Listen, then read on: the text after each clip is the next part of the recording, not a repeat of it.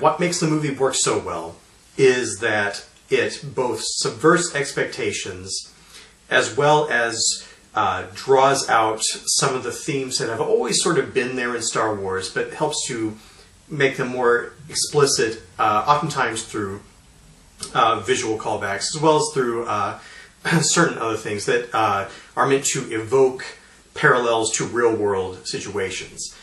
I'll start off with that second one, actually, because we know that Star Wars films have always dabbled a bit in parallels to real-world situations.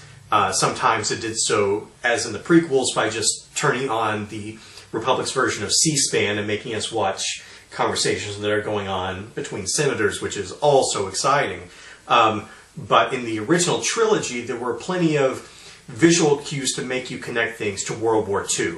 Not just the Nazi-esque feeling of the Empire, but also certain design choices, like the way in which the gunning section of the Millennium Falcon is built to look like airships from the World War II era. And that's made even stronger when you see the bombers in this film. And so it's trying to draw in that iconography and make you see the parallels. But that sort of builds up to what I consider to be the most thematically interesting section of the movie, when Finn and the new character Rose go to the planet. I guess it's just the casino planet. It's Star Wars, so every planet is the something planet. This is the casino planet. And the movie gets into the issue of war profiteering. A hive of scum and villainy unlike any you've ever seen. Right. Billionaires.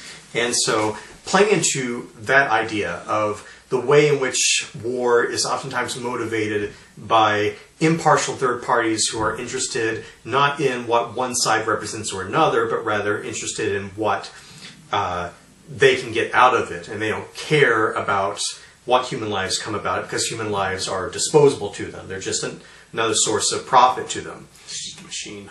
Right. And so tying that in, and also making parallels to the ethical treatment of animals, which is given a parallel to issues of the treatment of lower class people. All these things are sort of brought in. And once again, they're all ideas that have been there from the beginning. This is just the one that has addressed those issues most directly in a thematic way. Maybe not so much in a let's have a bunch of people floating in a room talking about it way, but in a thematic way. And so, to me, it's everything that the prequel defenders praise about the prequels. Trying to delve into what makes a war happen, what makes these sorts of things come about, but doing it in a way that's actually, what's the word for it? Cinematic? You mean using a theater setting to do a visual storytelling rather than audio? Yes. So that's one of the things that I think is going to make people go back to this film and realize that this is easily the most well-rounded, effective Star Wars film since Empire Strikes Back. It's not the most entertaining one. I still think, much like with the original two films, Star Wars was the more entertaining one. Empire is the more compelling one. Mm-hmm. It's the same relationship here. The other thing that I think really works well, like I said, is the way in which the film subverts expectations by building up to certain things, playing off of certain storytelling conventions, and then deliberately going the other way with them. One of the things that had me really concerned when I was watching the film was the depiction of Laura Dern's character, the Dr. Ellie Sattler of a long time ago in a galaxy far, far away. Because I was afraid that she was going to be the one-dimensional bureaucratic leader who doesn't know what the right choice is. And I felt that it was especially problematic because it seems as if it was being set up in a way to make it look like female leadership is ineffective. Mm-hmm. And kind of the whole idea of these sorts of action movies is the people in charge don't want to listen, and it's those young up-and-comer whippersnappers that are down in the ranks that actually know what's best and go out and get the job done despite the people at the top being against them. Right, and the film even sets you up to expect that because it seems as if, or at least we're compelled to sort of take the side against Leia early on, when Leia seems to think that it's a bad idea to bomb the dreadnought. And in a way, she's correct in saying that we lost a whole lot of lives. We lost all of our bombers just to pull that off. And only one of them actually managed to drop their payload. So. Right. But at the same time, the destruction of one of the big Star Destroyers was a big deal, and so you could also see the other side. So it looked like this was going to be setting up that sort of thing. And then it was seeming, once again, especially problematic because it seemed like it was the ineffective leadership was being presented as feminine. And that's oftentimes what happens in these sorts of stories, whether it's literally women or whether it's effete men who have never, seemingly been able to, have any real experience or something like that. There's always this sort of condemnation of femininity as being antithetical to effective warfare. And even if that hadn't been a theme, just having a woman in that role brings that to people's minds.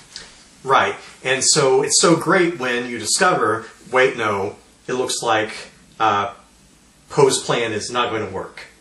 That it actually all falls apart. Everything that Finn and Poe have been planning this whole time, which sounded like a great plan, ends up getting subverted because one droid is able to spot another droid, and so everything is subverted. And then it really doesn't help when Benicio del Toro ends up turning against them.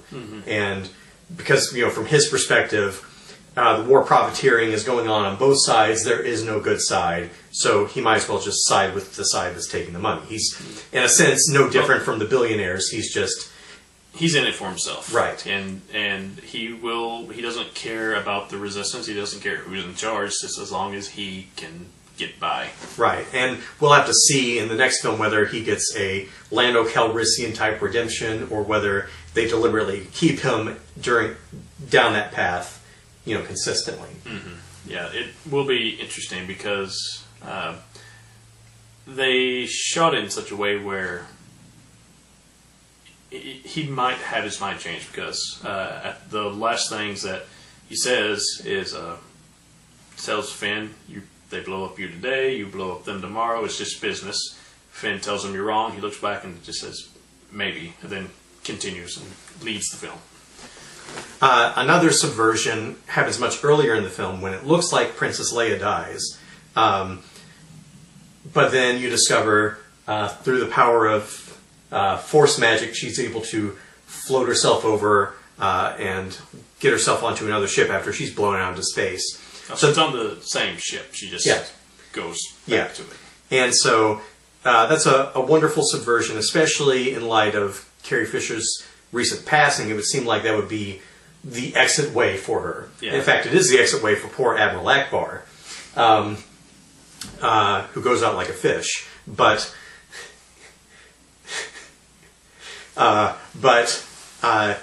Leia lives on to fight another day.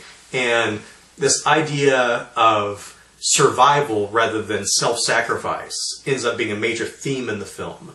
The idea that while there might be times for noble self-sacrifice, in general, if everybody's always doing that, no one's going to be around to actually fight. Right. And once again, as you get near the end of the film, we sort of expect things to get a bit dark and for it to seem like the heroes are constantly losing, because once again, that's kind of what we got in Empire Strikes Back. But it just keeps happening over and over and over again. By the time you get to the point where Luke has shown up and it looks like he's going to give his life self-sacrificially to save everybody else, you're not even quite sure what to expect at this point because your expectations have been subverted so many times. And once again, they're subverted when you discover that he's just sort of projecting himself there. But you didn't get that at first?